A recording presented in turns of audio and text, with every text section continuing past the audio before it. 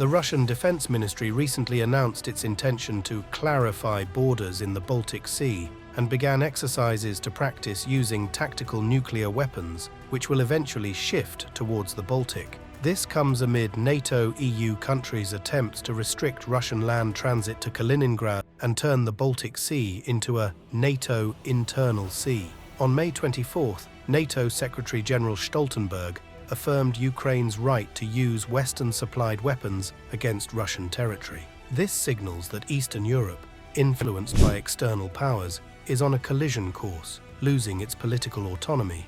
Unlike the South Caucasus, Eastern Europe has become a mere geographical concept, lacking the ability to determine its own fate. The Russian Defense Ministry published a draft decree to update the coordinates of Russia's state border in the Baltic Sea, citing that the current coordinates, approved in 1985, do not reflect the modern geographical situation.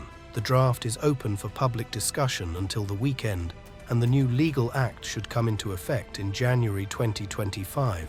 This announcement seemed to be a warning to the West, with a hint of readiness for a deal. Subsequently, information about the document disappeared from the federal portal, and Russian presidential spokesman Dmitry Peskov stated there was no political motive behind it. In practical terms, Russia began removing border buoys on the Narva River, which separates Russia from Estonia, prompting the European External Action Service to demand their reinstatement. EU-NATO countries have previously voiced plans to paralyze the Russian Baltic fleet and establish NATO control over the Baltic. Estonia and Finland's missile defense system could potentially close the Gulf of Finland to Russian ships. Neighboring countries expressed concern over Russia's border revision plans. Finland advocated for acting under the 1982 UN Convention on the Law of the Sea. Sweden responded harshly, with the Swedish Armed Forces Commander-in-Chief Mikael Bydén suggesting that Russia plans to seize Gotland and the Åland Islands to control the Baltic. Sweden is militarizing Gotland,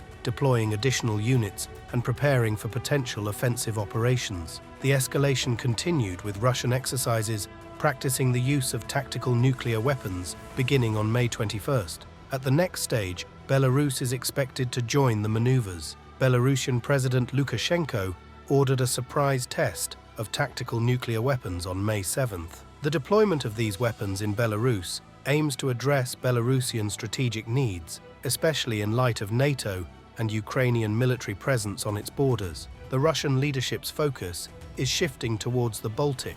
Russia is enhancing St. Petersburg and Kaliningrad, building port facilities, and developing electronics in Kaliningrad to ensure transit remains uninterrupted. Despite NATO's potential to blockade Russian ships in the Baltic, Russia aims to solidify its presence in the region. Moscow is betting on the threat of tactical nuclear weapons. While some argue Russia is bluffing, this resembles previous underestimations of Russian actions. Lukashenko may also play a role in the decision to use these weapons. The ongoing confrontation between Russia and the West shows no signs of abating. Eastern Europe appears trapped in a dangerous cycle reminiscent of the Northern Balkans after World War I, where geopolitical tensions led to World War II.